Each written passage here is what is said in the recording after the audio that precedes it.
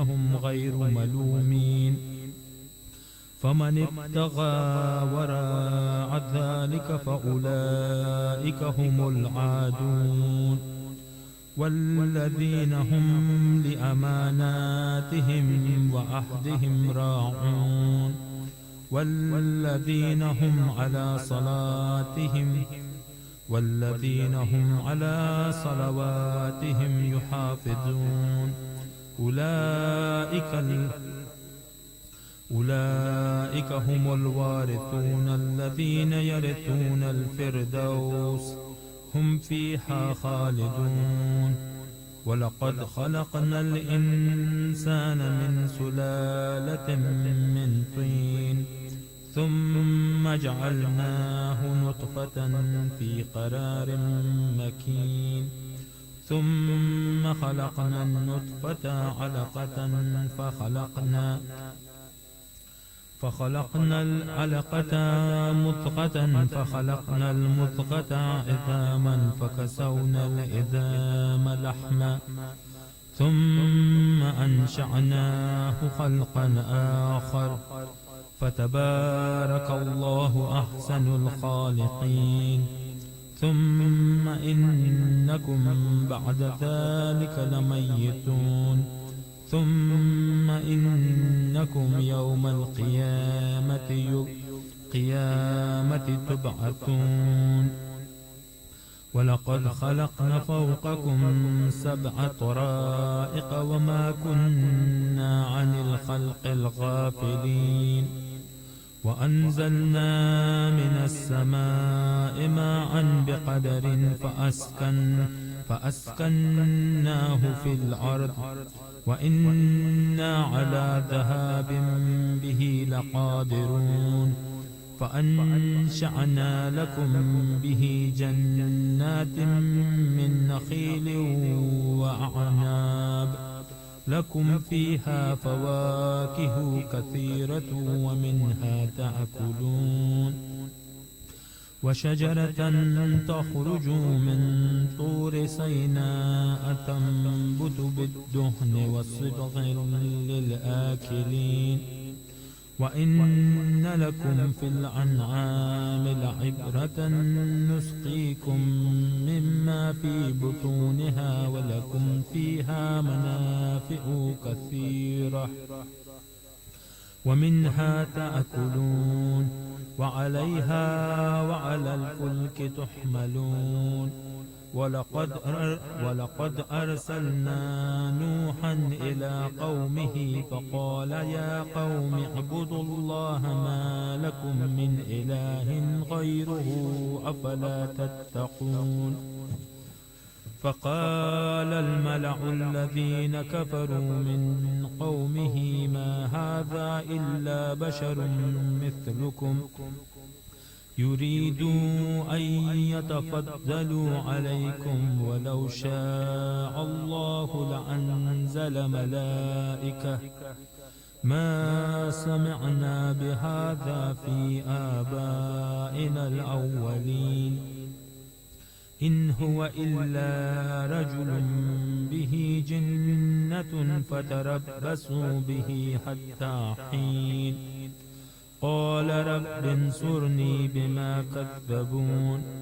فأوحينا إليه أن اصنع الفلك بأعيننا ووحينا فإذا جاء أمرنا وفارت النور فاسلك فيها من كل زوجين 2 وأهلك إلا من سبق عليه القول منهم ولا تخاطبني في الذين ظلموا إنهم مغرقون. فإذا استويت أنت ومن معك على الفلك فقل الحمد لله الذي نجانا من القوم الظالمين وقل رب أنزلني منزلا مباركا وأنت خير المنزلين. إن في ذلك لآيات وإن كنا لمبتلين ثم أنشأنا من بعدهم قرنا آخرين فأرسلنا فيهم رسولا منهم أن اعبدوا الله ما لكم من إله غيره أفلا تتقون. وقال الملأ من قومه الذين كفروا وكذبوا بلقاء الآخرة وأترفناهم في الحياة الدنيا ما هذا إلا بشر مثلكم يأكل مما تأكلون منهم. وقال الملأ من قومه الذين كفروا وكذبوا بلقاء الآخرة وأترفناهم في الحياة الدنيا ما هذا إلا بشر مثلكم يأكل مما تأكلون منه ويشرب مما تشربون. صدق الله العلي العظيم. اللهم صل على محمد.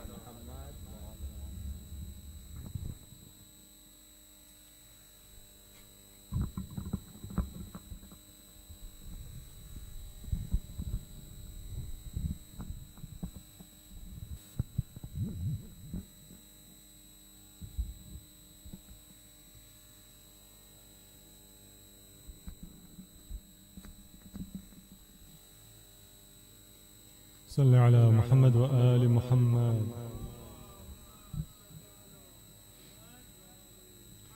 Inshallah, we'll be reciting Ziyat al-Ashura. If you can recite along with me. صل على محمد وآل محمد.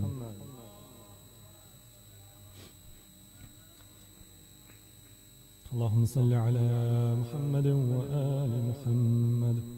بسم الله الرحمن الرحيم. السلام عليك يا أبا عبد الله. السلام عليك يا ابن رسول الله. السلام عليك يا خيرة الله وابن خيرته. السلام عليك يا ابن أمير المؤمنين وابن سيد الوسيين.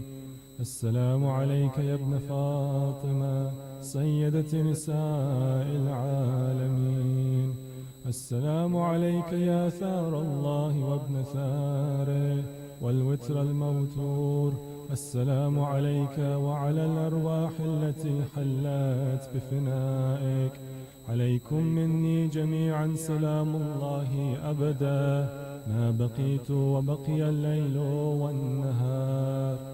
يا أبا عبد الله، لقد عظمت الرزية وجلت وعظمت المصيبة بك علينا وعلى جميع أهل الإسلام، وجلت وعظمت مصيبتك في السماوات على جميع أهل السماوات. فلعن الله أمة أسست أساس الظلم والجور عليكم أهل البيت، ولعن الله أمة دفعتكم عن مقامكم وأزالتكم عن مراتبكم التي رتبكم الله فيها. ولعن الله أمة قتلتكم، ولعن الله الممهدين لهم بالتمكين من قتالكم. برئت إلى الله وإليكم منهم ومن أشياعهم وأتباعهم وأوليائهم. يا أبا عبد الله، إني سلم لمن سالمكم وحرب لمن حاربكم إلى يوم القيامة. ولعن الله آل زياد وآل مروان، ولعن الله بني أمية قاطبة، ولعن الله ابن مرجانة، ولعن الله عمر بن سعد، ولعن الله شمرا، ولعن الله أمة أسرجت وألجمت وتنقبت لقتالك. بأبي أنت وأمي لقد عظم مصابي بك، فأسأل الله الذي أكرم مقامك وأكرمني بك أن يرزقني طلب ثارك مع إمام منصور من أهل بيت محمد صلى الله عليه وآله. اللهم اجعلني عندك وجيها بالحسين عليه السلام في الدنيا والآخرة. يا أبا عبد الله، إني أتقرب إلى الله وإلى رسوله وإلى أمير المؤمنين وإلى فاطمة وإلى الحسن وإليك بموالاتك وبالبراءة ممن قاتلك ونصب لك الحرب، وبالبراءة ممن أسس أساس الظلم والجور عليكم، وأبرأ إلى الله وإلى رسوله ممن أسس أساس ذلك وبنى عليه بنيانه وجرى في ظلمه وجوره عليكم وعلى أشيائكم. برئت إلى الله وإليكم منهم، وأتقرب إلى الله ثم إليكم بموالاتكم وموالاة وليكم وبالبراءة من أعدائكم والناسبين لكم الحرب، وبالبراءة من أشياعهم وأتباعهم. إني سلم لمن سالمكم، وحرب لمن حاربكم، وولي لمن والاكم، وعدو لمن عاداكم. أسأل الله الذي أكرمني بمعرفتكم ومعرفة أوليائكم ورزقني البراءة من أعدائكم أن يجعلني معكم في الدنيا والآخرة، وأن يثبت لي عندكم قدم صدق في الدنيا والآخرة. وأسأله أن يبلغني المقام المحمود لكم عند الله، وأن يرزقني طلب ثاري مع إمام هدى ظاهر ناطق بالحق منكم.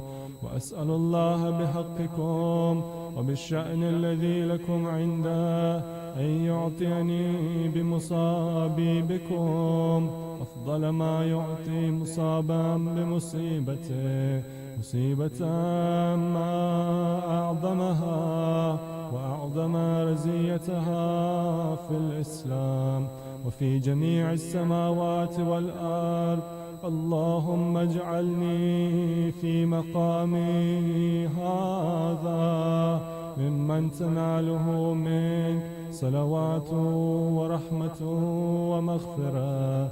اللهم اجعل محياي محياي محمد وآل محمد، ومماتي ممات محمد وآل محمد. اللهم إن هذا يوم تبركت به بنو أمية وابن آكلة الأكباد، اللعين ابن اللعين على لسانك ولسان نبيك صلى الله عليه وآله، في كل موطن وموقف وقف فيه نبيك صلى الله عليه وآله. اللهم لعن أبا سفيان ومعاوية ويزيد بن معاوية، عليهم منك اللعنة أبد الآبدين. وهذا يوم فرحت به آل زياد وآل مروان بقتلهم الحسين صلوات الله عليه. اللهم فضاعف عليهم اللعنة منك والعذاب الأليم. اللهم إني أتقرب إليك في هذا اليوم وفي موقفي هذا وأيام حياتي بالبراءة منهم واللعنة عليهم وبالموالاة لنبيك وآل نبيك عليه وعليهم السلام. اللهم لعن أول ظالم ظلم حق محمد وآل محمد وآخر تابع له على ذلك. اللهم لعن العصابة التي جاهدت الحسين وشايعت وبايعت وتابعت على قتله. اللهم لعنهم جميعا. السلام عليك يا أبا عبد الله وعلى الأرواح التي حلت بفنائك. عليك مني سلام الله أبدا ما بقيت وبقي الليل والنهار، ولا جعله الله آخر العهد مني لزيارتكم. السلام على الحسين وعلى علي بن الحسين وعلى أولاد الحسين وعلى أصحاب الحسين. اللهم خص أنت أول ظالم باللعن مني، وابدأ به أولا ثم لعن الثاني والثالث والرابع.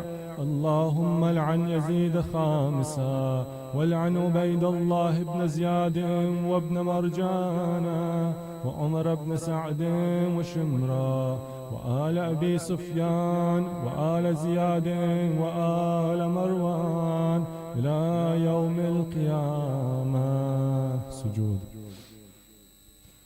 اللهم لك الحمد حمد الشاكرين لك على مصابهم. الحمد لله على عظيم رزيتي.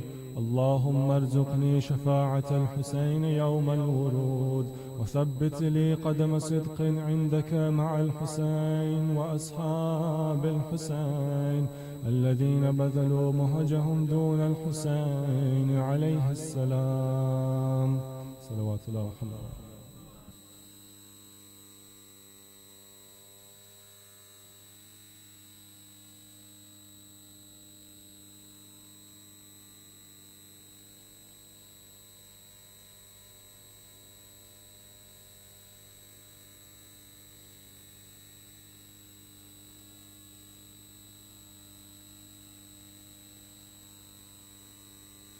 Salawat. Salli ala Muhammad wa ala Muhammad. We are reciting Dua Kumail. Allahumma salli ala Muhammad wa ala Muhammad. Bismillahir Rahmanir Rahim. اللهم إني أسألك برحمتك التي وسعت كل شيء وبقوتك التي قهرت بها كل شيء وخزع لها كل شيء وذل لها كل شيء وبجبروتك التي غلبت بها كل شيء وبعزتك التي لا يقوم لها شيء وبعظمتك التي ملأت كل شيء وبسلطانك الذي على كل شيء وبوجهك الباقي بعد فناء كل شيء وبأسمائك التي ملأت أركان كل شيء وبعلمك الذي أحاط بكل شيء وبنور وجهك الذي أزاله كل شيء. يا نور يا قدوس يا أول الأولين ويا آخر الآخرين. اللهم اغفر لي الذنوب التي تهتك العصم.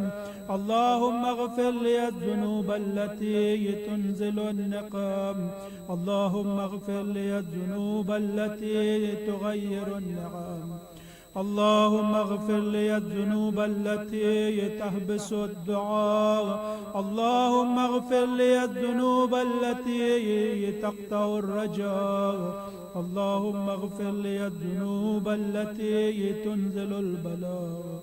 اللهم اغفر لي كل ذنب أذنبته وكل خطيئة أخطأتها اللهم إني أتقرب إليك بذكرك واستشفع بك إلى نفسك وأسألك بجودك أن تدنيني من قربك وأن توزعني شكرك وأن تلهمني ذكرك. اللهم إني أسألك سؤال خاضع متذلل خاشع أن تسامحني وترحمني وتجعلني بقسمك راضيا قانعا وفي جميع الأحوال متواضعا. اللهم وأسألك سؤال من اشتدت فاقته وأنزل بك عند الشدائد حاجته وعظم فيما عندك رغبته. اللهم عظم سلطانك وعلى مكانك وخفي مكرك وزهر أمرك وغلب قهرك وجرد قدرتك ولا يمكن الفرار من حكومتك. اللهم لا أجد لذنوبي غافرا ولا لقبائه ساترا ولا لشيء من عملي القبيح بالحسن مبدلا غيرك. لا إله إلا أنت سبحانك وبحمدك. ظلمت نفسي وتجرأت بجهلي وسكنت إلى قديم ذكرك لي ومنك علي. اللهم مولاي كم من قبي سترته وكم من فاضح من البلاء عقلته وكم من عثار وقيته وكم من مكروه دفعته وكم من ثناء جميل لست أهلا له نشرته. اللهم عظم بلائي وأفرت بي سوء حالي وقصرت بي أعمالي وقعدت بي أغلالي وحبسني عن نفع بعد أملي وخدعتني الدنيا بغرورها ونفسي بجنايتها ومثالي يا سيدي. فأسألك بعزتك ألا يحجب عنك دعائي سوء عملي وفعالي ولا تفزعني بخفي ما اطلعت علي من سري ولا تعاجلني بالعقوبة على ما عملته في خلواتي من سوء فعلي وإساءتي ودوام تفريطي وجهالتي وكثرة شهواتي وغفلتي. وكن اللهم بعزتك لي في كل الأهوال رؤوفا وعلي في جميع الأمور عطوفا. إلهي وربي من لي غيرك أسأل كشف ذري والنذر في أمري. إلهي ومولاي أجريت علي حكما اتبعت في هوى نفسي ولم أحترس فيه من تزيين عدوي فغرني بما أهوى وأصعده على ذلك القضاء فتجاوزت بما جرى علي من ذلك بعد حدودك وخالفت بعض أوامرك فلك الحمد علي في جميع ذلك ولا حجة لي فيما جرى علي في قضاءك والزمني حكمك وبلاؤك وقد أتيتك يا إلهي بعد تقصيري وإسرافي على نفسي معتذرا نادما منكسرا مستقيلا مستغفرا منيبا مقرا مذعنا مغترفا لا أجد مفرا من مكان مني ولا مفزعا أتوجه إليه في أمري غير قبولك عذري وإدخالك إياي في سعة رحمتك. اللهم فاقبل عذري وارحم شدة ذري وفكني من شد وساقي. يا رب ارحم ضعف بدني، يا رب ارحم بدني ورقة جلدي ودقة عظمي. يا من بدا خلقي وذكري وتربيتي وبري وتغذيتي، هبني الابتداء كرمك وصالف برك بي. يا إلهي وسيدي وربي، أتراك معذب بنارك بعد توحيدك وبعد ما انطوى عليه قلبي من معرفتك ولهج به لساني من ذكرك واعتقده ضميري من حبك، وبعد صدق اعترافي ودعائي خاضعا لربوبيتك. هيهات أنت أكرم من أن تضيع من ربيت أو تبعد من أدنيت أو تشرد من آويت أو تسلم إلى البلاء من كفيته ورحمت. وليت شعري يا سيدي وإلهي ومولاي، أتسلط النار على وجوه خرت لعظمتك ساجدة، وعلى ألسن نطقت بتوحيدك صادقة وبشكرك مادحة، وعلى قلوب اعترفت بإلهيتك محققة، وعلى ضمائر هبت من العلم بك حتى صارت خاشعة، وعلى جوارح سعت إلى أوطان تعبدك طاعة، وأشارت باستغفارك مذعنة. ما هكذا الظن بك ولا أخبرنا بفضلك عنك يا كريم. يا ربي وأنت تعلم ضعفي عن قليل من بلاء الدنيا وعقوباتها وما يجري فيها من المكاره على أهلها، على أن ذلك بلاء ومكروه قليل مكسوم يسير بقاء قصير مدته. فكيف احتمال لبلاء الآخرة وجليل وقوع المكاره فيها وهو بلاء تطول مدته ويدوم مقامه ولا يخفف عن أهله، لأنه لا يكون إلا عن غضبك وانتقامك وسخطك، وهذا ما لا تقوم له السماوات والأرض. يا سيدي فكيف لي وأنا عبدك الضعيف الذليل الحقير المسكين المستكين. يا إلهي وربي وسيدي ومولاي، لأي الأمور إليك أشكو، ولما من هذا الجوع أبكي، لعليم العذاب وشدته، عمل طول البلاء ومدته. فلئن سيرتني للعقوبات مع أعدائك وجمعت بيني وبين أهل بلائك وفرقت بيني وبين أحبائك وأوليائك، فحبني يا إلهي وسيدي ومولاي وربي. صبرت على عذابك فكيف أصبر على فراقك، وحبني صبرت على حر نارك فكيف أصبر عن النذر إلى كرامتك، أم كيف أسكن في النار ورجاء عفوك.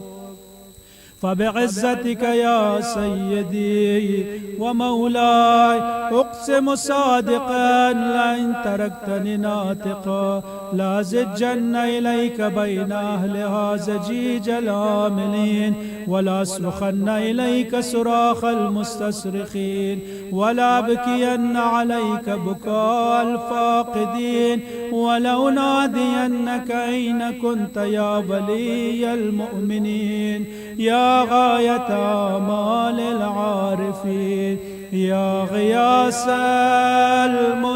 المستغيثين، يا غياث المستغيثين، يا غياث المستغيثين، يا غياث المستغيثين يا حبيب قلوب الصادقين ويا إله العالمين أفتراك سبحانك يا إلهي وبحمدك تسمع فيها صوت عبد مسلم سجن فيها بمخالفته وذاق طعم عذابها بمعصيته وهبس بين أتباقها بجرمه وجريرته وهو يزج إليك زجيج مؤمل لرحمتك ويناديك بلسان أهل توحيدك ويتوسل إليك بربوبيتك يا مولاي فكيف يبقى في العذاب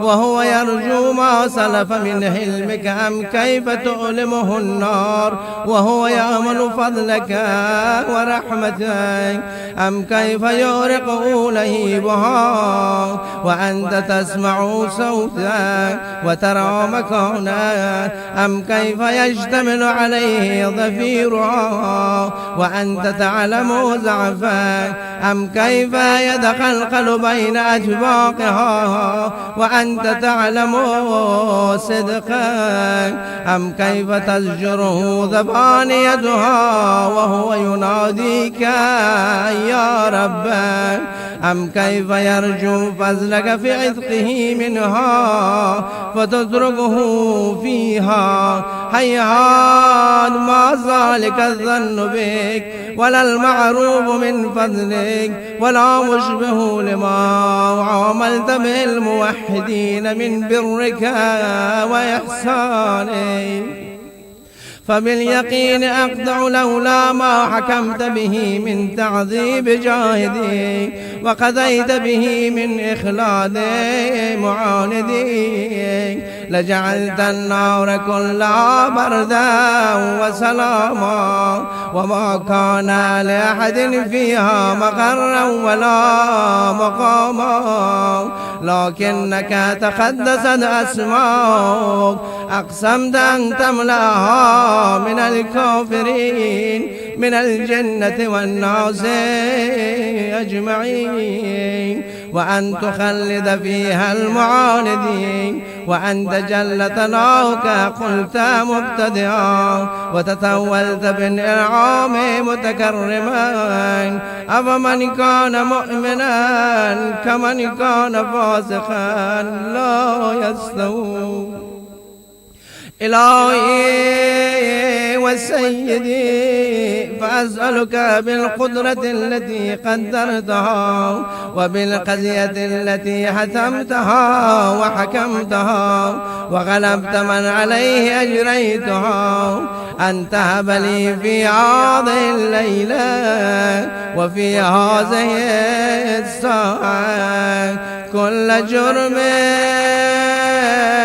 أجرمته وكل ذنب أذنبته وكل قبيح أسررته وكل جهل عملته كتمته أو أعلنته أغفيته أو أظهرته وكل سيئة أمرت بإثباتها الكرام الكاتبين الذين وكلتهم بحفظ ما يكون مني وجعلتهم شهودا علي مع جواري وكنت أنت الرقيب علي من ورائهم وشاهد لما خفي عنهم وبرحمتك أخفيته وبفضلك سترته وأن توفر هذي من كل خير أنزلته أو إحسان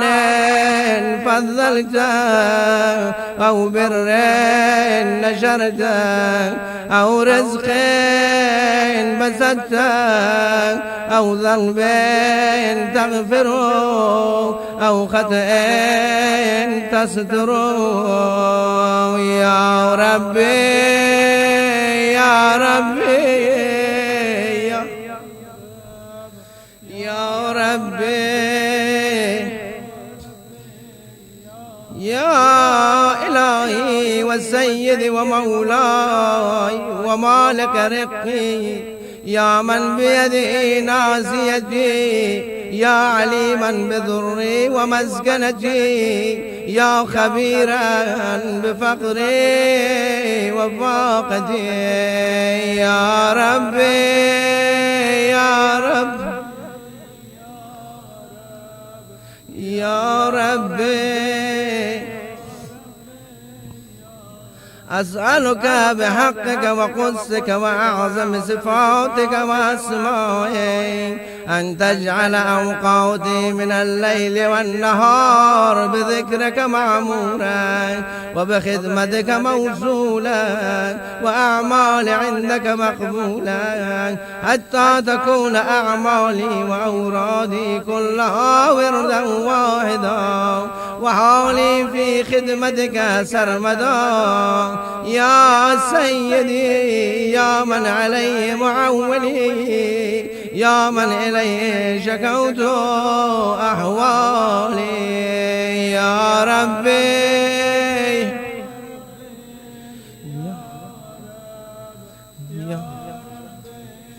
يا ربي يا رب، قوي على خدمتك جواري، واشدد على العظيمة جواني،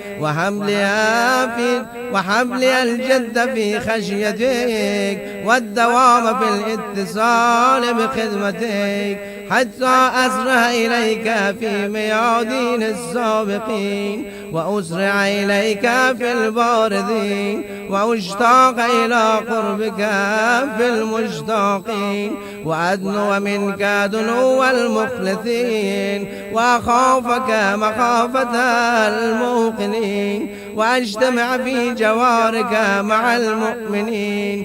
اللهم ومن أرادني بسوء فأرده، ومن كادني فكيد، واجعل لي من أحسن عبيدك نسيبا عندك، وأقربهم منزلة منك، وأخذهم زلفة لديك، فإنه لا ينال ذلك إلا بفضلك. وجد لي بجودك، واعتب علي بمجدك، واحفظني برحمتك، واجعل لساني بذكرك لهجا، وقلبي بحبك متيما، ومن علي بحسن إجابتك، وأقلني عثرتي، واغفر زلتي، فإنك قضيت على عبادك بعبادتك، وأمرتهم بدعائك،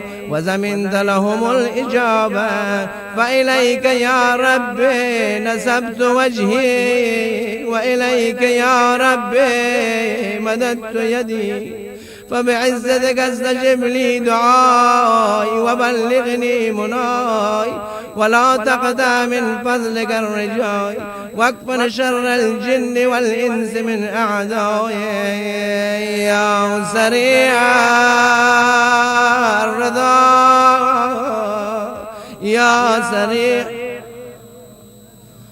اغفر لمن لا يملك إلا الدعاء، فإنك فعال لما تشاء. يا من اسمه دواء، وذكره شفاء، وطاعته غناء، ارحم من رأس مال الرجاء، وسلاه البقاء. يا سابق النعم، يا دافع النقام، يا نور المستوحشين في الظلام، يا عالما لا يعلم، صل على محمد وآل محمد، وافعل بما أنت أهله. وصلى الله على رسوله والأئمة الميامين من آله، وسلم تسليما كثيرا. صلوات. صل على محمد وآل محمد وعجل فرجهم. الفاتحة.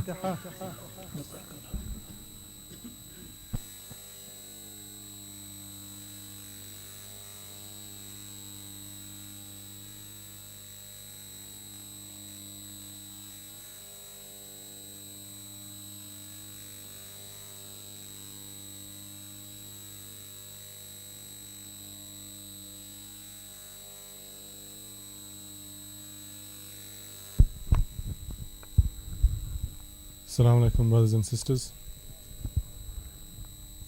First of all, I'd like to welcome everyone from Milton Keynes as well as all the other cities that everyone's travelled from. So welcome again to this Husayniyah. Before we begin with the program, just a few quick announcements. When you leave tonight, inshallah, please can you make sure we leave in a quiet manner. This is a residential area, so the more people talk, the more neighbours get annoyed, and we don't want them to complain. Again, when you're leaving by car, please be reminded that it's 20 miles an hour. Please keep to the speed limit. So that's 20 miles an hour until you get outside. Again, we've had the neighbours complaining before that people are driving too fast. It's narrow roads, it's a residential area, so it can get quite dangerous. If you're not a kitchen volunteer, please can you stay out of the kitchen unless they've explicitly asked you to come in. If you've got small children, try to keep them by your sides during the majlis so other people don't get distracted. If they need to go to the toilet, for example, accompany them. And yeah, I guess that's it. So please can we welcome the Sheikh to the minbar with a loud salawat ala Muhammad wa ali Muhammad.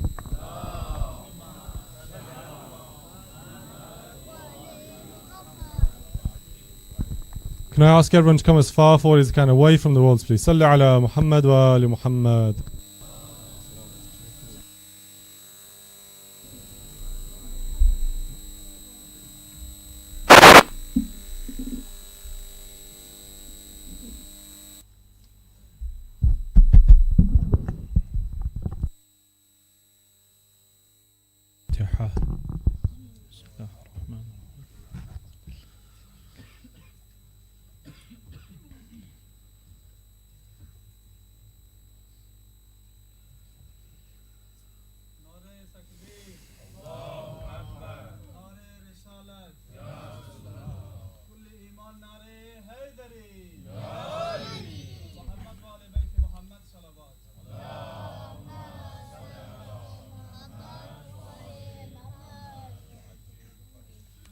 أعوذ بالله من الشيطان الرجيم بسم الله الرحمن الرحيم الحمد لله رب العالمين بائر القرائق أجمعين باعث الأنبياء والمرسلين الحمد لله مالك الملك مجري الفلك مسخر الرياح فالق الإصباح ديان الدين رب العالمين ثم الصلاة والسلام والتحية والإكرام على رسول الأحمد المصطفى الأمجد أبي القاسم محمد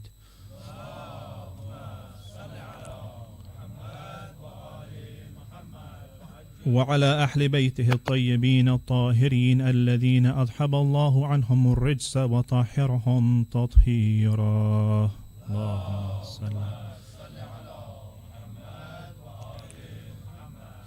أما بعد فقد قال الله في كتابه الكريم وقوله الحق وهو أصدق الصادقين بسم الله الرحمن الرحيم إن الإنسان ليطغى أن رآه استغنى صدق الله العلي العظيم صلوات please.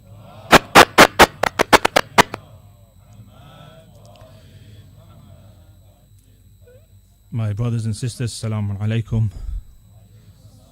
It's the first time I've been honored to come and recite at the community, inshallah, the first of many. It's lovely to see so many faces.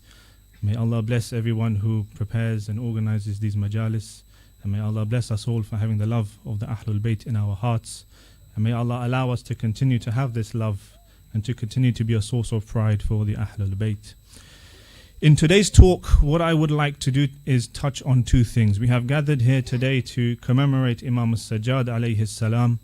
And what I would like to do is to discuss two topics. One topic is the historical context in which the Imam lived and the struggles that the Imam had to undertake to keep the message of Islam alive.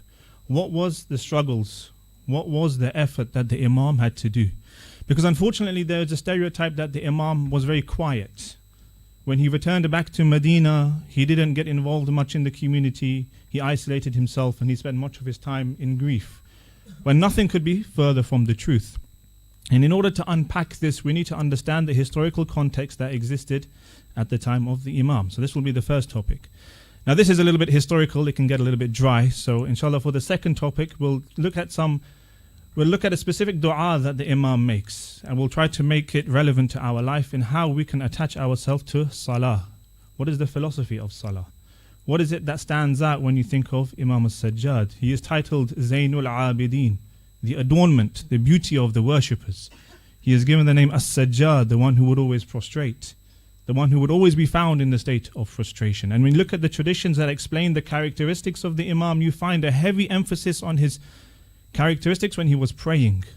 You find many hadith that explain how he used to pray, the humility in which he used to pray. So inshallah we'll touch on some practical points from that. Can you recite salawat, please?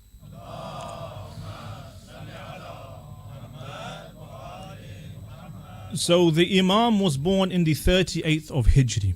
When Karbala happened in the 61st year, the Imam was around 23 years at the time. Now, the political situation in the Islamic Ummah was catastrophic. The revolution of Imam Hussein had shaken the Umayyads. The Islamic Ummah was now in chaos.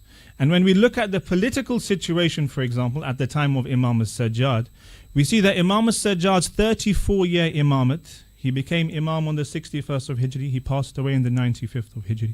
In that 34 years, he is contemporary to 5 different Umayyad caliphs.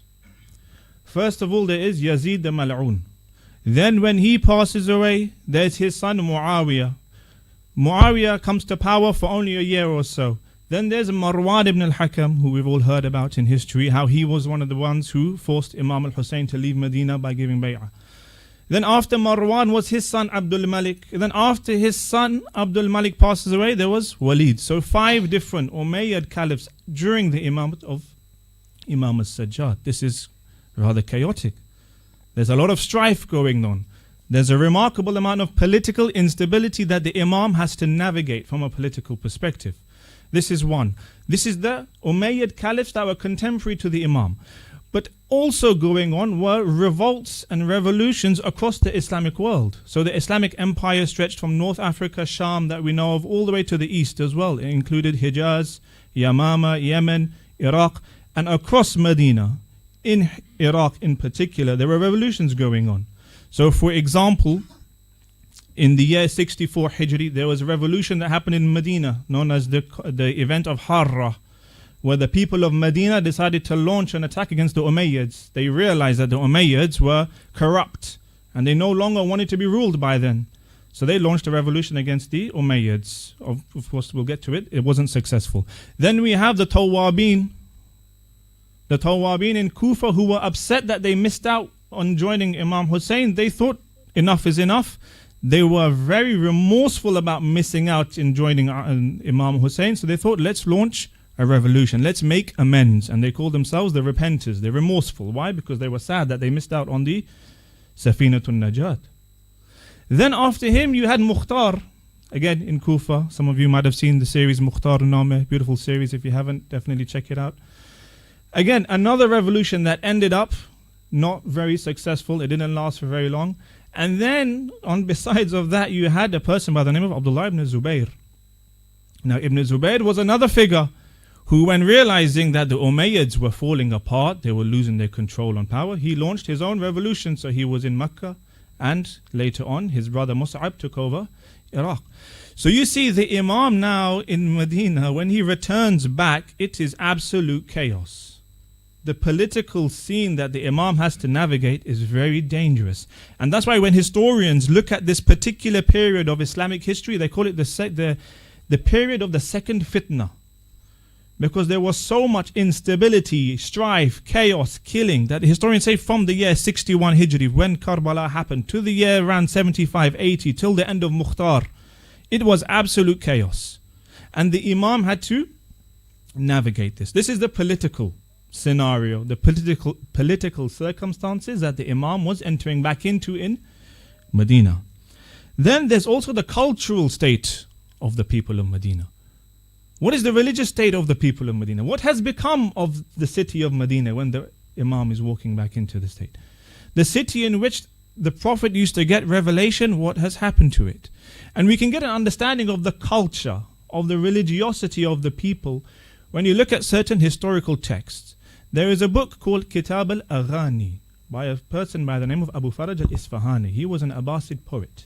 And what he did is he collected an encyclopedia of poems, of songs, of recitations, nothing to do with Allah, but to do with the dunya, to do with romantic love, sometimes types of love that we can't mention from the minbar. And this encyclopedia was huge. It reached thousands and thousands of pages. And what's unique, when you look at the years 60 Hijri, 70 Hijri, 80 Hijri, and this is the time where Imam is living where? In Medina. The poets that get the most mention are coming from where? They're coming from two cities, Medina and Makkah. You see that the culture in Medina had now changed. When the Umayyads wanted to hold concerts in their palaces or in their halls, and they wanted to invite people for days so that they could spend it enjoying themselves and feasting and doing all sorts of worldly things, they would always make sure to call poets from where? Medina, from Makkah. Unfortunately, this was the situation. In fact, there's a very interesting story that's narrated about a specific poet by the name of Hunayn ibn Bulu', who lived in Iraq. This Hunayn ibn Bulu' was invited into Medina. The people of Medina were so excited to see this poet, they first of all went out to meet them. They rushed out of the city to do istiqbal of them, to meet them, to make them feel loved and warmed and welcomed. Then when they came into Medina and the concert started, there were so many people that had crowded around that apparently the stage in which he was standing collapsed and the poet himself died. This was the state that the Imam had walked in Medina.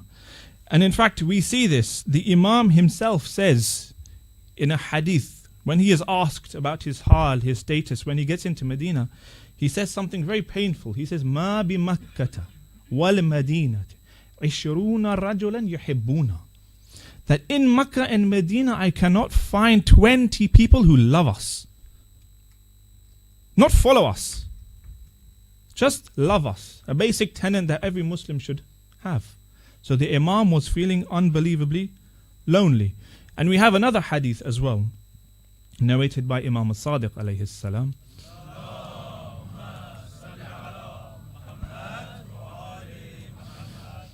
Where he says, ارتد الناس بعد قتل الحسين إلا الثلاثة. That the people, the Muslims, had renegated. They had gone back from their faith after the killing of Imam Hussein, except three. And in the hadith it names three specific companions of the Imam. But it shows you the loneliness that the Imam had when he came back to Medina. So not only was the political scenario chaotic, where everyone is after themselves, there are so many different people vying for power, the Imam himself is now struggling to find people. Where are those who love me? Where are those who will listen to me? This is the scenario that the Imam gets himself into in Medina. And again, there is another tradition where the Imam is saying, this is another very heartbreaking tradition. The Imam is complaining to his companion. They're sitting together and they're having a discussion, just how we're having a discussion today. The Imam is talking to them. And the Imam says, "Ma nadri kayfa nasna'u bin nas." I do not know how to be with people. How do I talk to people? Ya Imam, what do you mean? In hadathnaahum bima sami'nahu min Rasulillah dhahaku. That when I tell them what I heard from the Prophet, they laugh. Imagine, this is Imam Sajjad back in Medina after Ashura. The state of the Ummah had collapsed to this level, where the Imam is saying, first of all, I can't find 20 people who love me. Second of all, Imam Sadiq is saying, after the killing of Imam Hussein, the whole majority of the Muslims all backtracked on their oath with the Ahlul Bayt, except a handful. Then he's saying, when I sit with people, I can't even bring up the hadith of Rasulullah. Why? Dhahiku. They laugh, as if I'm saying some fairy tales or something that doesn't make sense. So this was the religious or cultural situation of Medina at the time. So we said there was the political situation. There was the religious situation as well. Now, given this scenario, what did the Imam try to do now to keep the message alive? To keep Islam alive, to keep that flame alive. One of the first things that the Imam did was clarifying what happened in Ashura. And we see this when Karbala finishes and the Imam and the family of Imam al-Hussein is taken first to Kufa, then from Kufa to Sham. We see in particular in the Maqatil literature, when they are taken into Sham, they begin to get harassed by people. They're getting harassed by people. People are shouting at them. They're being paraded into the city of Sham as if they're rebels, as if they have fought against the rightly guided caliph, something that is, God forbidden, in the religion of Islam. And the Imam, in fact, in one specific interaction, this old man in Sham, the old man in Sham says, Alhamdulillah that God has disgraced you and God has humiliated you. And the Imam responds, Hal qara'ta al-Quran ya Sheikh, have you read the Quran, old man? And the Imam says, sure. Have you not read the verse where the Prophet says, La as'aluka alayhi min ajran illa al-mawaddata fil qurba, that we are of that family? And the man says, yes, I have read that verse. Then the Imam asks him, have you not read the verse, إِنَّمَا يُرِيدُ اللَّهُ لِيُذْهِبَ عَنْهُمُ الرِّجْسَ أَحْلَ الْبَيْتِ وَيُطَهِّرَكُمْ تَطْهِيرًا?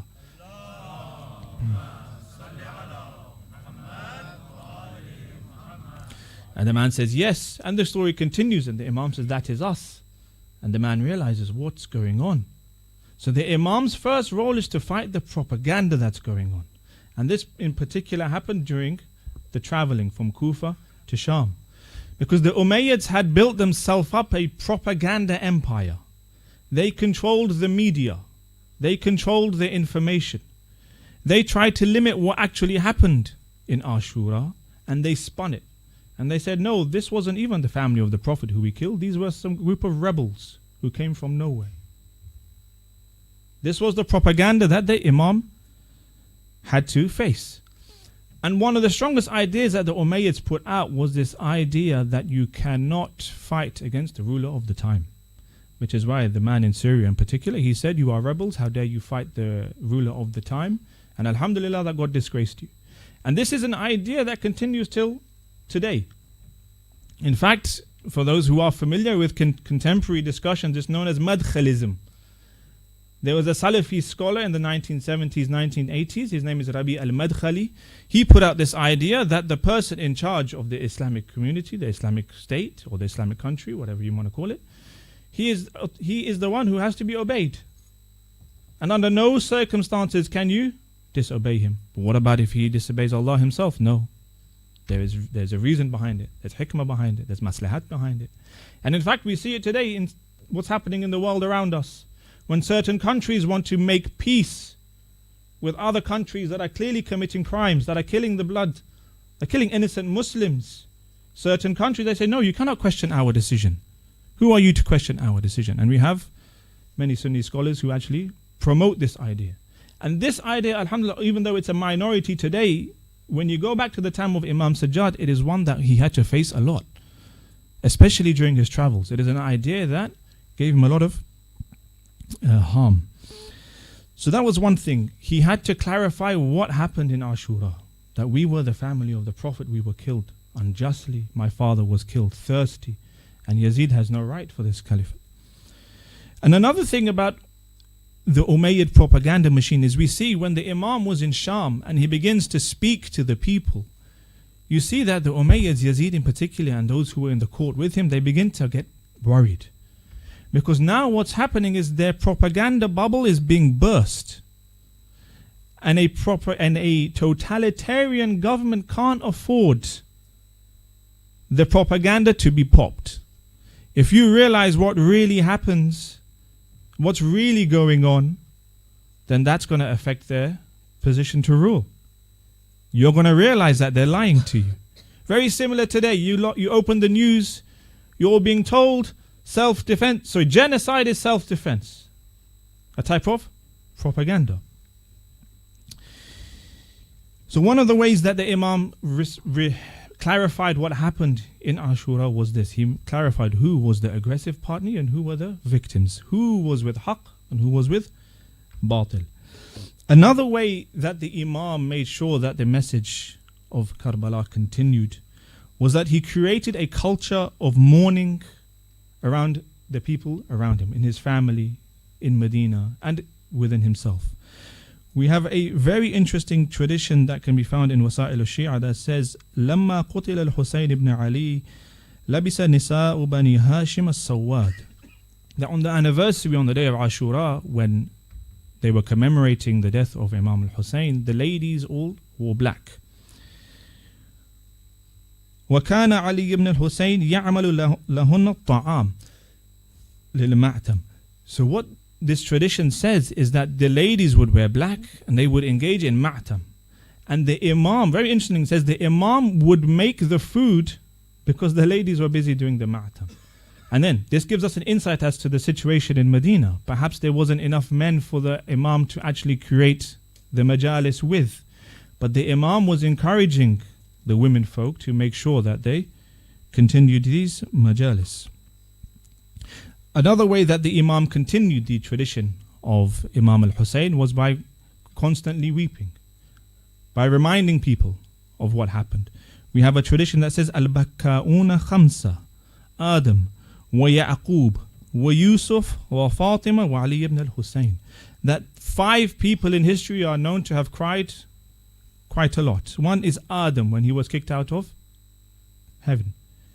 He missed heaven so much he would weep and he would cry. The other is Ya'qub for Yusuf. The third is Yusuf for Ya'qub. The fourth in the tradition it says Bibi Fatima alayhi salam. And the fifth they say is Imam Sajjad. And in another tradition we have Baka Ali ibn al-Hussein 20 sana. وَمَا وَضَعَ بَيْنَ يَدَيْهِ الطَّعَامِ إِلَّا بَكَى. That the Imam, when he returned to Medina, he would spend decades crying. The pain would never get old for him. And whenever a piece of food would be put in front of him, he would cry and he would remember Aba Abdullah. So that's the first way that the Imam dealt with the situation around him. He made sure that the memory of Aba Abdullah continued. Now, the second way that the Imam continued and made sure that Islam was protected and preserved was by being very politically aware, being very politically astute. What we find in history, and this is quite interesting, is when it comes to the different uprisings that were happening. So we said there was the Tawabin. We said that there was the Mukhtar uprising. In history, it's very difficult to find very clear-cut endorsement of Imam Sajjad of these movements. The Imam never came out and supported them openly. And in fact, in history, one of the discussions that historians tend to have is what was the Imam's opinion about these movements? Was he supportive? Was he not supportive? One camp says, well, the Imam wasn't supportive because we have no clear-cut support from the Imam. The other side says, well, no, actually the reason why we don't find anything clear-cut is because the Imam knew the scenario at the time. He knew how these revolutions were going to end. And he gave them implicit support, not explicit support. And we see that, for example, in one of the uprisings that happened in Medina, known as the event of Harra, the people of Medina decided to revolt against the Umayyads who lived there, in particular Marwan, who was there at the time. It is said that the people of Medina, under the command of a person by the name of Hanzala, they kicked out about 1,000 Umayyads from the city. They revolted. They said, we no longer want to have any Umayyad presence in the city. And this happened while Imam Sajjad was there. Now when this happened, the Umayyads, they asked Yazid Mal'un to send them an army so that they can fight back against the people of Medina. Now when this all happened, Marwan was worried about his family. This is a remarkable incident in relation to this uprising that builds into the bigger picture that the Imam had to safeguard the Shia. Marwan was worried about his family. Why? Because the people of Medina were no longer tolerating the presence of any Umayyad. Be they women, be they children, they wanted everyone out. Now Marwan had a big family. He couldn't take them out of Medina. So he first went to other companions of the descendants of companions, and he said to them, will you look after my family? No one at that time opened the door for him. In history it's narrated that he came to Imam Sajjad and he asked Imam Sajjad, would you look after my family for me? I am not involved. I'm going to take care of myself. I have dozens of women and children. I need to have someone look after them. And the Imam had no issue. He took them in and he cared for them like they were his own. Now when you read this in history, it's very interesting. It's very remarkable. Marwan, anyone who's familiar with history would know Marwan was one of those who put pressure on Imam Hussein to give bay'ah. In fact, he was the one who said, if you let Hussein leave Medina without giving bay'ah, he's never going to give bay'ah. He was one of the masterminds behind Yazid's planning. But the Imam didn't let this affect him.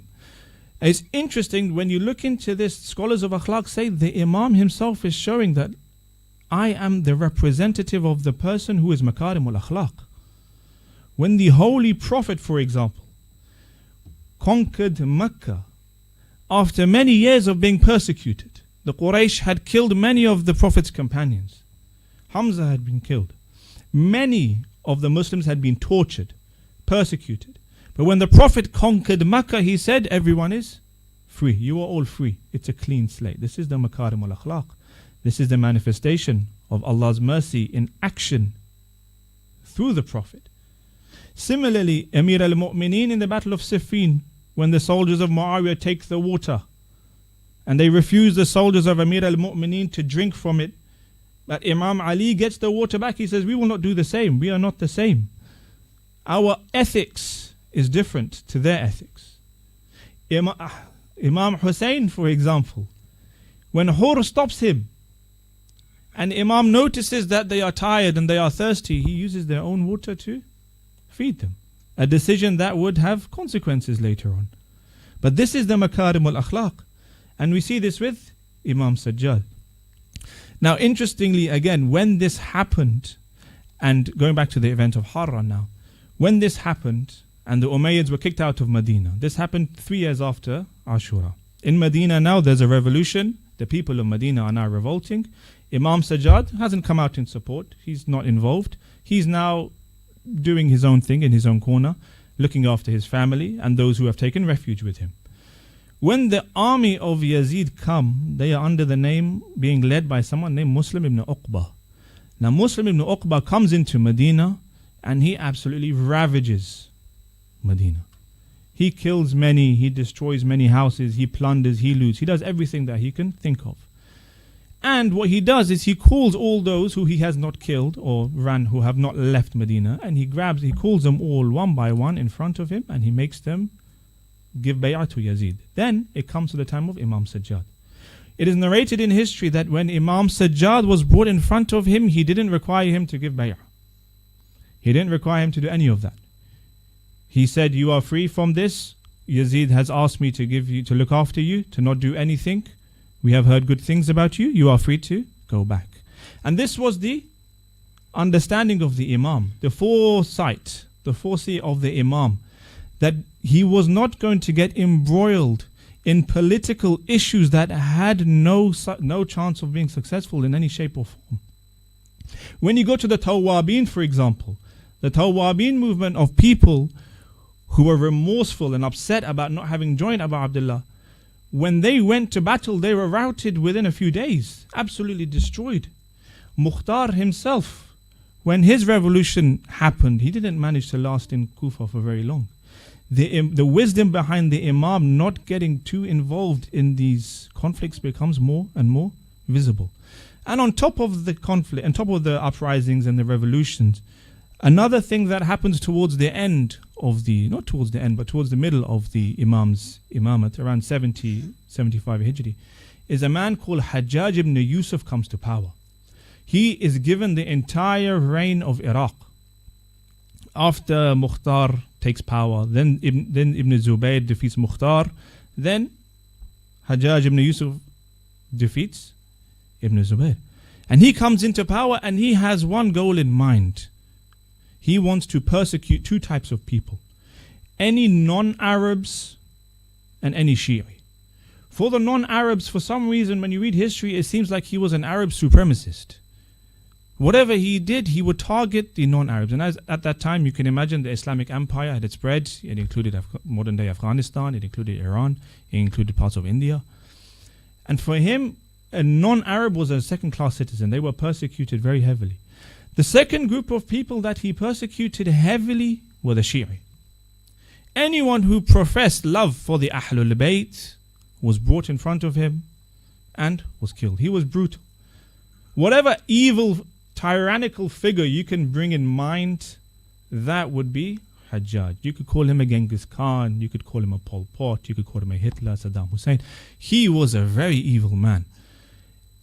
And he would enjoy killing the Shia, especially when you read some of the people that he killed, many companions of the Imam. For example, Kumail ibn Ziyad, whose dua we just recited right now. It is said that Hajjaj caught him and he was 90 years old. Kumail says to Hajjaj, leave me, I'm an old man. I do not have much of my life left. What is there to do? What do you get out of killing me? And Hajjaj says, no.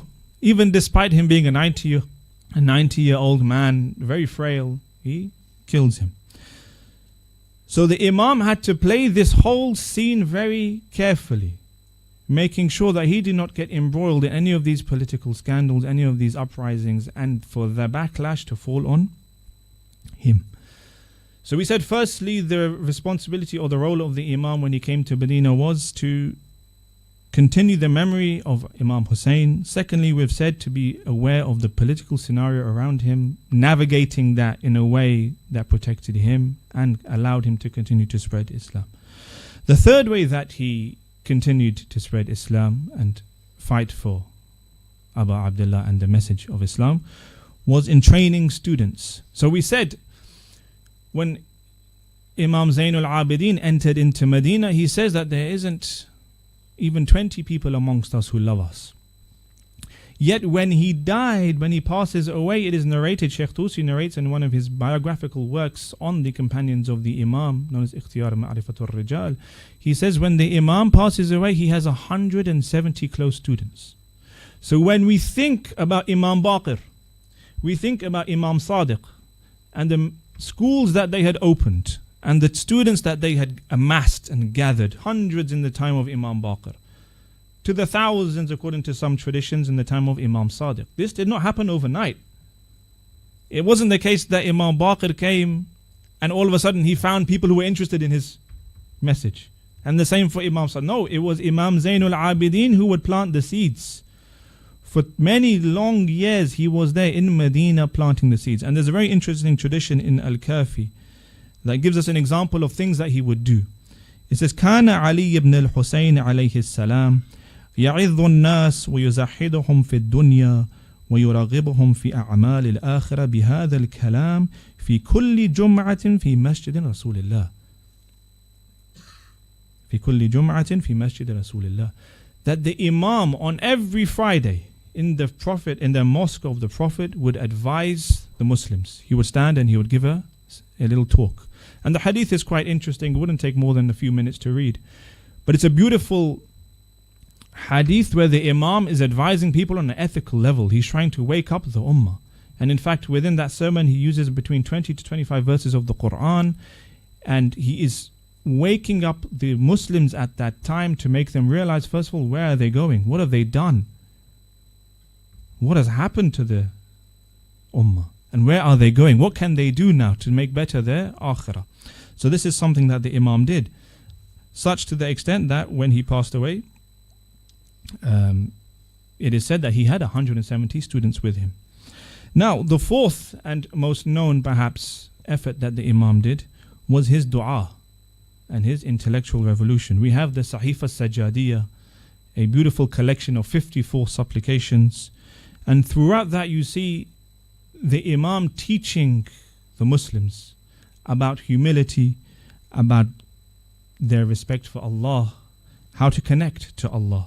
Because at that time, one thing you have to realize is the Shia were broken-hearted. They were scattered, first of all, the Imam being in Medina.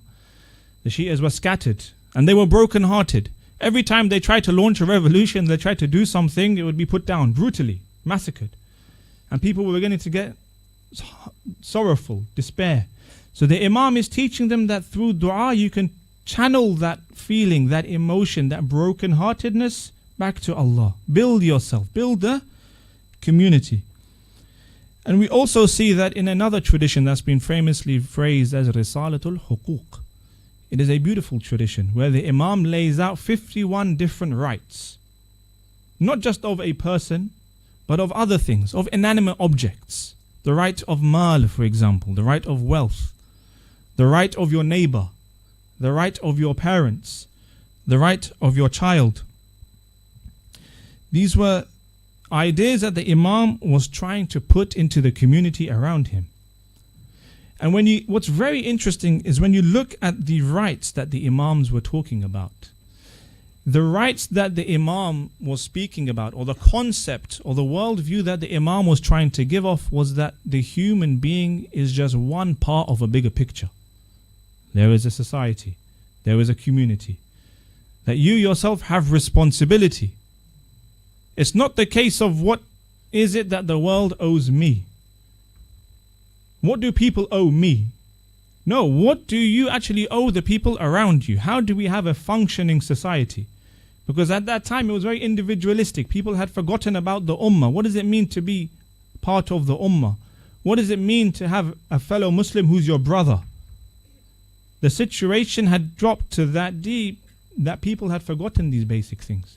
But what's remarkable is that the Imam is now speaking about the philosophy of rights, the philosophy of what it means to have a society, the philosophy of human nature. And what's fascinating is if you compare it to the Western tradition of human rights that started in the 15th, 16th century, you see that the Western tradition of human rights is heavily focused on the individual, heavily focused on the individual. There's very little discussion about what the individual's responsibility to society is. It's all about me. What can he get? What does he deserve? Not what is his responsibility to his children. What is his responsibility to his community? Nothing to do with that. If you read, for example, the United Nations Declaration of Human Rights, you'll see this, everyone, one after the other. His right for freedom of expression. His right for freedom to choose sexuality. His right to do this. His right to do that. When you compare it to the Imam's way of looking at rights, it's that the human is just one cog in a bigger machine. And that's the Islamic worldview that the Imam was trying to put out at that time. Can you recite salawat, please?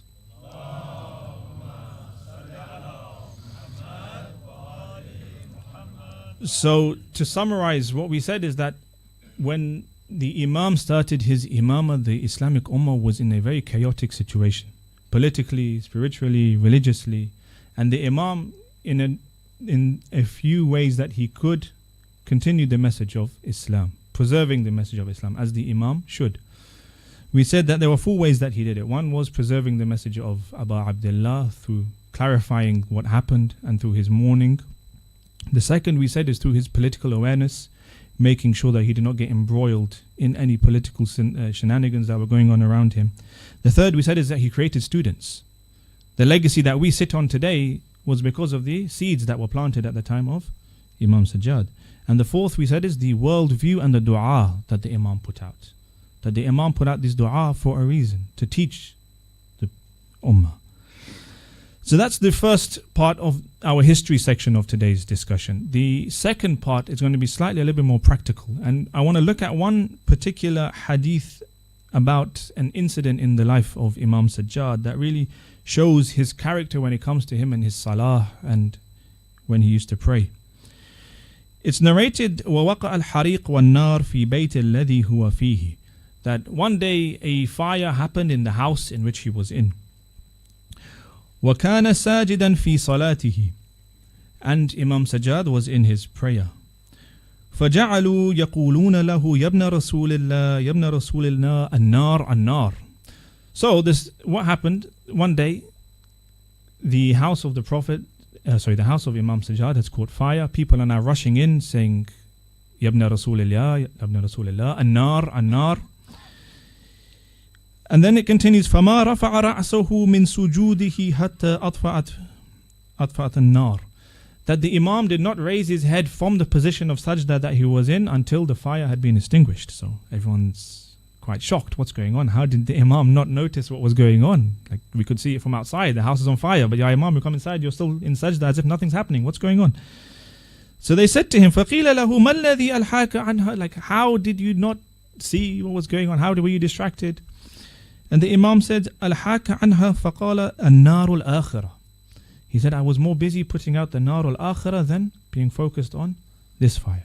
Now again, this tradition, when I was reading it, it's a very difficult narration to relate to. Ya Imam, what do you mean? And you were distracted by the hereafter. You'd think you'd walk into the building, the fire is there, surely that would get your attention. Maybe the fire wasn't so big, maybe the fire wasn't in his room. We can find different ways to try to make it seem a little bit more palatable. But what's very interesting is that this is not a one-off with Imam Sajjad. When you read the traditions about Imam Sajjad, you see that one after the other, he's in sajda, he's praying, he would spend his nights in prayer. When he would stand in prayer, he'd become pale. He would weep from the fear of Allah or in love of Allah, such to the extent that people would think he was sweating. He had this eagerness to do ibadah. He had this eagerness to do ibadah. He went to Hajj 20 times, for example, sometimes some narration even more, 25 times. And many of these Hajj were taken by foot. So you can imagine the distance from Medina to Makkah, he'd walk. And they would ask him why, he would say, for the pleasure of Allah. And this is a man who would do this even till his old age. When he got a little bit elder, his family members would say to him, Ya Ibn Rasulullah, don't pray so much, don't be so harsh on yourself. But the Imam continued in his practice. Now what's interesting is a specific line from a dua in Sahif al-Sajadiyah called Dua Ahlul Thughur. Now Dua Ahlul Thughur is a very interesting dua that can be found in Sahif al-Sajadiyah. It is a dua that the Imam recited for the Muslims who were fighting on the frontiers of the Islamic Ummah. At that time, the Islamic Ummah was expanding, and the Imam recited this dua for their safety. And there's a lengthy discussion actually that historians and Shi'i scholars have. Does this dua then prove that the Imams were happy with the expansions that were going on? Because within our scholarship, there are two different opinions. Some say that the Ahlul Bayt did not support the Futuhat, the conquest. Some say that the Ahlul Bayt did. Those who say that he did use this dua for proof. But nevertheless, that's a separate discussion. But one of the lines in this dua is remarkable. The Imam says, he's speaking about the Muslims who are fighting on the frontiers during war. He says, وَفَرِّقْهُمْ عَنْ مُحَارَبِتِهِمْ لِعِبَادَتِكَ. That, Ya Allah, these Muslims who are fighting on the battlefield, in the frontiers, free them up, give them some free time. Why? So that they may relax, so that they may chill out? No, لِعِبَادَتِهِمْ لِعِبَادَتِكَ. So that they may worship you. وَعَنْ مُنَاذَبَتِهِمْ لِلْخَلْوَةِ بِكَ. And free them from their skirmishes, from their fighting, so that they may have khalwa. No, khalwati bik. So they may be intimate. They may recite dua to you. And this is very interesting. Because you can imagine, well, I don't have this experience. I've never been in a war. I've never been on a war front. And I can imagine if I was, one of the last things I would think of is to get free time to pray. You're thinking about, well, what's going to happen? Are the logistics sorted out? If I don't pay attention, is someone going to come from behind? Is everyone else okay? What's going on? How long are we going to fight for? A million other things you can think about that's going to come to your mind when you're in the heat of battle or when you're defending. These are people on the frontiers, they're defending. A moment of lapse could mean a town gets destroyed. Muslims get captured, plundered. All sorts of horrible things can happen. And the Imam is saying, oh Allah, free them up so that they can worship you. Because for the Imam, that worship is the most important thing, one of the most important things. And we see this throughout the lives of the Imams. We see this in the Prophet, for example. The Prophet has a very famous tradition where he will say to Bilal, قُمْ يَا بِلَالْ أَرِحْنَا بِالْأَذَانِ. That, oh Bilal, get up and make us relax with your adhan. Now the word that the Prophet uses, arihna, that comes from raha, yurihu, means to relax. Imagine, for example, it's a hot day. You've come home, you've now on the AC, you've put on you've drank a little bit of cold water. How do you feel? You feel a bit more relaxed. And in Farsi, there's similar usage. They say istirahat. یعنی میخوام برم خونه استراحت کنم. خیلی خسته شدم. واسه استراحت چه کار میکنیم؟ واسه استراحت پیامبر چه کار میکنه؟ فرق میکنه خیلی. And this is the question, why is it that we don't yearn? Or why is it that we don't have that inclination? We don't see prayer the same way that the Imam saw prayer. The same way that the Prophet saw prayer. For some of us, it's a burden. We don't want to do it. We'll try to get out of it. God forbid we don't pray. Everyone is going to go to their own grave. Some of us might not pray. Some of us pray. Some of us, when we pray lazily. Some of us, when we pray neglectfully. What is it that we can do to try to build that connection better with Allah? And here it's very interesting to make a few points. One is that when you read the ahadith of the Ahlul Bayt, you see that the message that they're trying to give off about human nature, about human beings, is that humans have been created with a God-sized hole in their heart. That no matter what you do, no matter what you turn to, nothing will be able to give you that peace and that tranquility like God can. And in fact, when you turn away from God, that is when all the bala comes. When a person forgets to realize that everything is dependent upon God. When a person thinks that they are the ones responsible for things that happen in their world, that's when that arrogance steps in. And the Quran says, "Innal insana layatgha an ra'ahu istaghna." That man surely rebels when he thinks of himself as self-sufficient. The Imam is telling us, and the Quran tells us, that we are heavily dependent upon Allah in all our affairs, be it spiritual, material, everything that we do. The moment we assume that we have power over something, we've rebelled. Innal insana layatgha. When has he done that? Tagha an ra'ahu istaghna. The moment he sees himself as independent. So that's one thing. The same way our bodies need nourishing, our souls also need nourishing. And this is one thing that would help us. When we think about the philosophy of prayer, it's important that we tie it back to the idea of human nature. What is it about humans that need God? How is it that we can never run from God? Is it possible that someone can truly be an atheist? This is a discussion to have. When someone says to you, "I'm an atheist, I don't believe in God," is it actually true that he doesn't believe in God, or has he given something else God's position? Because for someone to be truly without a God means to be someone to live without a reason, to live without a purpose. No one lives without a reason. Everyone has a reason, everyone has a purpose. We cannot function without God, whether we want to admit it or we don't. Where the Imams and the Prophet have that step ahead is they've already acknowledged it. We're at the stage where we struggle to acknowledge that we can't live without God. We want to fight it. Sooner or later we'll accept it. Sooner or later that reality will hit us that yes, we can't really live without Allah. And we see this emphasis on salah in the events of Ashura, for example. The day before Ashura, Umar ibn Sa'ad, he sends a delegation. Let us start the war. Imam Hussein says, Hazrat Abbas, he says, go find out what is it that they want. They tell Abbas, we want to start the war. Now it's time. Abbas says to them, let me get back to Imam Hussein and see what he says. Hazrat Abbas comes back to Imam Hussein. What does Imam Hussein say? He says to them, tell them to give us one more night. Why? Imam, is there something you're worried about? Is there affairs that you need to set straight? Are you waiting for more people to join you? Are you hoping for something miraculous? No. The Imam says to Hazrat Abbas, لَعَلَّنَا نُصَلِّي لِرَبِّنَا لَيْلًا وَنَدْعُوا وَنَسْتَغْفِرُهُ. Give us a night so that we may worship Allah. Give us a night so that we may do istighfar. For the Imam, there was nothing better than that. فَهُوَ يَعْلَمْ أَنِّي كُنْتُ أُحِبُّ الصَّلَاةِ. Allah knows how much I love salah. وَتِلَاوَةُ كِتَابِهِ. And to recite the Quran. وَكَثْرَةُ الدُّعَاءِ وَالْإِسْتِغْفَارِ. Allah knows how much I love to recite the Quran and recite the dua and recite istighfar. And this is a question for us. If we had one moment left, if we were told tomorrow is the day where we're going to die, and we had one night left to do anything else that we had wanted, what would we have done?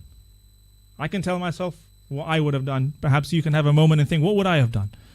And you think about the people with Abu Abdullah. They were happily joining him with him in his salah. Why? Because the Imam had a group of people that were on the same vibe. They were on the same worldview.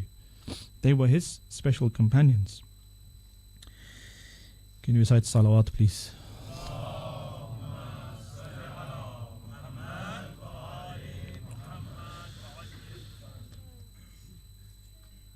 So, to come back to why we are gathered here today, we have gathered to commemorate the Shahada of Imam Sajjad. And it is narrated that under the order of Mal'oon, Walid ibn Abd al-Malik, the Imam was poisoned. And when the effect of the poison began to take place, the Imam called his children around him and he gave them his farewell. It is narrated that Imam Sajjad had 15 children and he called them all around him. In particular was Imam Baqir. Imam Baqir narrates, لما حضرت أبي علي ibn al-Husayn al-Wafat ضمني إلى صدره. That when it came time for his wafat, he held me tight to his chest.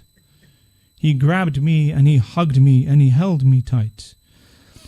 And he said his wasiyyat nama. He gave him his wasiyyah. He's istimrar ala al-haq walau marra. That continue to be firm on the truth, even if it is sour, even if it is bitter. And one has to think, Ya Imam Sajjad, what a way that you are passing away. Yes, you have been martyred, but at least you have your family there with you. Your 15 children are there with you. Imam Baqir is there with you. You have embraced him tightly. You have held him tightly. But if we were to go to Ashura and see the way in which Imam Sajjad is to give farewell to his father, the way in which Abu Abdullah, he walks into the tent, and Imam Sajjad recognizes that there's no more noise, there are no more noises coming from the tent. The noises that the Imam Sajjad would hear of Hazrat Abbas, of Habib, of Ali Akbar, he cannot hear any of these noises. So he turns to his father and he says, Ya abata, ayna ammi al-Abbas, ای پدر جان عمویم عباس کجاست؟ امام فرمود یا بنی این عمک قد قتل، ای پسر جان عمویت کشته شد، و قطع یدیه علی شاطئ الفرات، عمویت کشته شد و دستانش کنار فرات از بدنش جدا شد. وأين أخي علي وحبيب بن مظاهر ومسلم بن عوسجة؟ أي إمام، أي پدر برادم علی اکبر کو، حبیب ابن مظاهر کجاست؟ امام حسین بهش نگاه کرد، یا بنی اعلم انه لیس فی الخیام رجل الا انا و انت، فرزندم همینو بدون که در این خیمه ها مردی نیست جز من و تو. و اما هؤلاء الذين تسأل عنهم فكلهم صرع على وجه التراب. يا ولدي بلغ شيعتي عني السلام. The Imam, realizing it is now time to pass, to go to the battlefield, he turns to Imam Sajjad. He gives Imam Sajjad his wasiyyah. He announces the imamat of Imam Sajjad. He turns to the ladies and he gives them the farewell. Then he turns to Imam Sajjad and he says, Ya waladi balligh shi'ati anni salam. فرزندم سلامم به شیعانم برسون و به آنان بگو اینی ابی مات غریبا، پدرم غریبان به شهادت رسید. لا اله الا الله. روزی امام زین العابدین از بازار مدینه عبور میکرد، دید قصابی گوسفندی را ذبح میکند. امام به او فرمود آیا این گوسفند را آب دادی؟ قصاب گفت ما قصاب ها تا آب به گوسفند ندیم او را ذبح نمی کنیم. امام سجاد گریه کرد و فرمود ولهفا علیک یا ابا عبدالله، الشاة لا تذبح حتى تسقى الماء وأنت ابن رسول الله تذبح عطشان. ای داد و بیداد بر مصائب تو ابا عبدالله، گوسفند بدون نوشاندن آب ذبح نمی شود، ولی به آنکه تو پسر رسول خدا بودی با لب تشنه سر از بدنت جدا کردن. إنا لله وإنا إليه راجعون وسيعلم الذين ظلموا أي منقلب ينقلبون.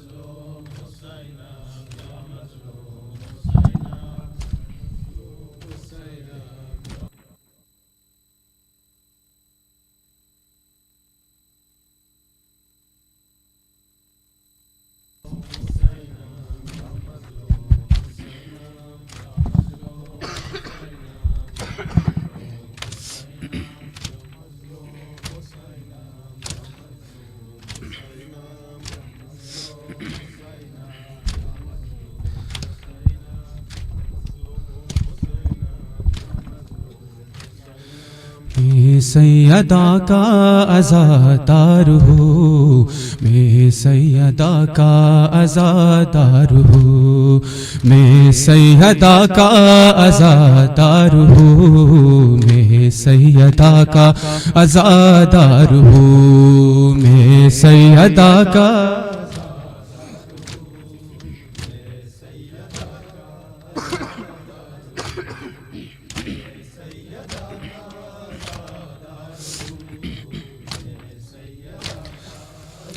दार हूँ, मैं सैयदा का आज़ादार हूँ, मैं सैयदा का आज़ादार हूँ, मैं सैयदा का आज़ादार हूँ, मैं सैयदा का आज़ादार हूँ, मैं सैयदा का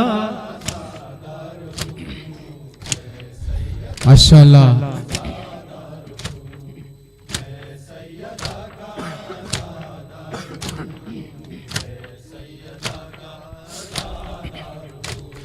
दुनिया में जब तक मैं जिंदा रहूं, परचम के साए में मातम करूं, परचम के साए में मातम करूं, उनसे करम का तलबगार हूँ, मैं सैयदा का आज़ादार हूँ, मैं सैयदा का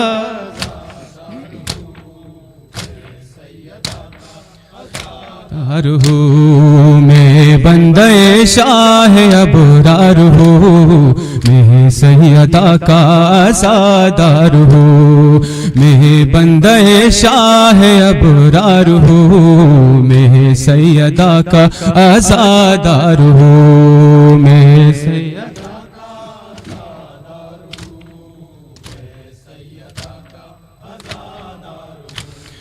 मसलक मेरा मसलके बुज़री, नारा मेरा नाराए हैदरी, नारा मेरा नाराए हैदरी, कैसे न जन्नत का हकदार हूँ, मैं सैयदा का आज़ादार हूँ, मैं सैयदा का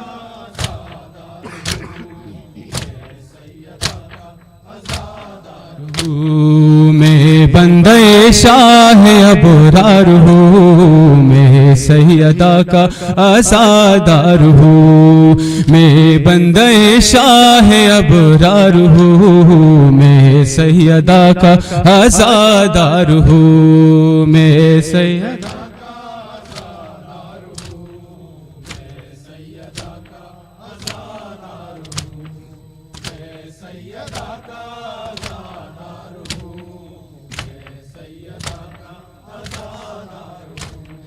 एक शाहज़ादी जो प्यासी भी थी, शेर खुदा की नवासी भी थी, शेर खुदा की नवासी भी थी, उस बच्ची का मैं आज़ादार हूँ, मैं सैयदा का आज़ादार हूँ, मैं सैयदा